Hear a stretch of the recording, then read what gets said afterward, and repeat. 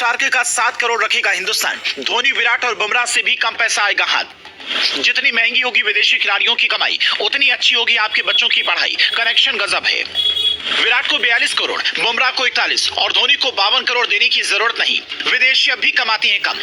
IPL की नीलामी ने ऑस्ट्रेलियाई खिलाड़ी मिचेल स्टार्क को 24 करोड़ 75 लाख में शाहरुख खान की टीम ने खरीदा तो हंगामा खड़ा हो गया। आकाश चोपड़ा कहने लगे, इस हिसाब से तो विराट को 42 करोड़, बुमराह को 41 करोड़ और धोनी को 52 करोड़ मिलना चाहिए। लेकिन हमने जब गणित लगाया तो पता चला कि स्टार्क 24 करोड़ में बिककर भी धोनी, विराट और बुमराह की बराबरी नहीं कर पाएंगे। वो कैसे? इसे समझने के लिए अगले 60 सेकंड का गणित बिल्कुल ध्यान से आपको सुनना होगा। जो लोग कह रहे थे कि मिचेल स्टार्क को एक गेंद डालने के 4 लाख रुपए मिलेंगे, कोलकाता नाइट राइडर्स का एक ओवर डालेंगे तो 24 लाख कमाएंगे, उनका गणित भी ये सुनकर खराब हो जाएगा कि स्टार्क को मिलने वाली 24 करोड़ में से 7 करोड़ हिंदुस्तान रख लेगा, और वो भी कर्जा लेकर नहीं बल्कि हक से, क्योंकि विदेशी खिलाड़ियों की बोली जितनी महंगी होगी उसका एक हिस्सा भारत की शिक्षा पर खर्च होगा, यानी खिलाड़ियों की कमाई पर एजुकेशन सेस लगेगा। ये करार पहले ही हो चुका है। इसके अलावा आता है टीडीएस और सरचार्ज। तो पूरा गणित अब ऐसे समझिए, 24.75 करोड़ में से 20% टीडीएस कटेगा, जो स्पोर्ट्स कोटे के लिए लागू होता है,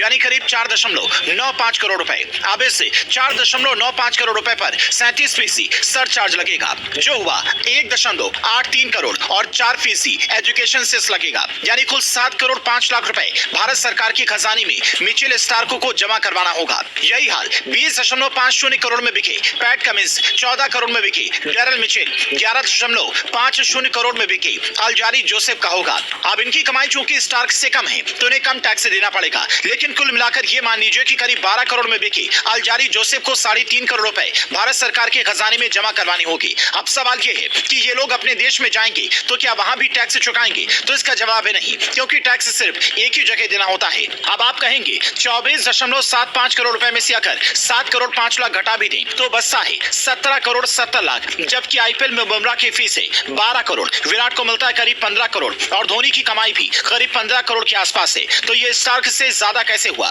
तो इसका भी गणित आपको समझाते हैं। मिचेल स्टार्क जब से इतने महंगे बिके हैं, हर फ्रेंचाइजी पर एक दबाव बढ़ गया है कि भारतीय खिलाड़ियों की फीस में वो बढ़ोतरी करें। हर साल टीम मैनेजमेंट इस पर विचार करती है। साल 2008 से 2010 तक धोनी की सैलरी 6 करोड़ रुपए थी, जो बढ़कर 15 करोड़ तक पहुंची है, लेकिन फिर उन्हें पिछले सीजन में 12 करोड़ में रिटेन किया गया। अगर कप्तानों के लिहाज से देखें तो केएल राहुल सबसे महंगे कप्तान हैं, जिन्हें 17 करोड़ रुपए मिलते हैं, जबकि रोहित शर्मा को 16 करोड़ रुपए मिलते हैं। वो अलग बात है कि इस बार उनसे कप्तानी छीन ली गई। हालांकि हार्दिक के खेलने पर अभी सस्पेंस है, उनकी चोट ठीक नहीं हुई तो रोहित ही कप्तानी करेंगे। तो ऐसे में आप ये मानकर चलिए कि अगर इस बार फैंस के दबाव में धोनी, विराट और बुमराह समेत के दिग्गज खिलाड़ियों की सैलरी अगर बढ़ती है तो फिर वो मिचेल स्टार्क से ज्यादा कमा लेंगे, क्योंकि इन्हें अपनी कमाई पर सिर्फ 10% टीडीएस देना होगा। तो क्या आप भी चाहते हैं कि इस बार आपके फेवरेट खिलाड़ी की फीस बढ़ाई जाए, ताकि उन्हें ये फील ना हो कि विदेशियों को ज्यादा पैसा मिलता है और मुझे कम? अगर हाँ तो कमेंट कर बताएं।